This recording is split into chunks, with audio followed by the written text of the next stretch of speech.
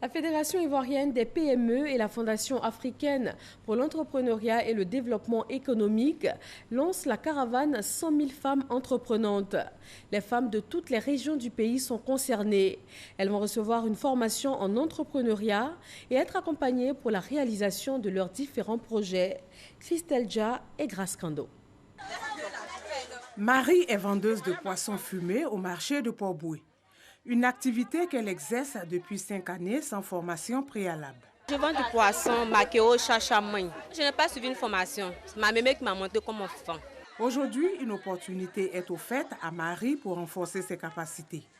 500 femmes de son profil seront formées chaque jour pendant 3 jours au rudiment de l'entrepreneuriat, aux techniques de vente et de recherche de financement de leurs projets. On va leur montrer comment il faut monter un plan d'affaires. On va leur montrer aussi comment il faut gérer son entreprise. Parce que d'abord, l'entreprise, il faut connaître ton produit. Donc, il faut être formé. Il faut identifier le marché. Il faut savoir faire ton projet pour pouvoir défendre ton dossier devant les banquiers.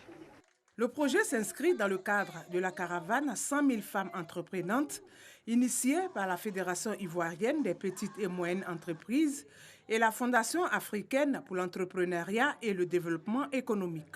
Les femmes sont mobilisées. Elles sont tellement déterminées que nous aussi, ça nous encourage à pouvoir les accompagner. Et c'est pour ça que nous avons décidé de lancer une caravane sur 3 ans pour sensibiliser 100 000 femmes.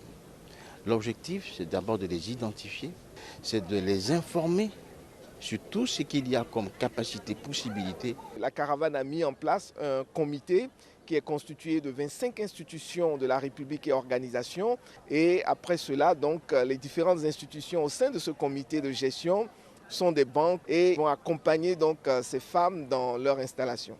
Pour l'étape de Port-Boué, 3500 femmes ont été mobilisées sur 2000 attendues. Elles ont été exhortées sur la nécessité d'apprendre et d'entreprendre. Personne ne peut faire votre bonheur à votre place. Il vous appartient de commencer petit. Il n'y a pas de saut métier. Les financements vont suivre. Donc, il faut que vous soyez prêtes.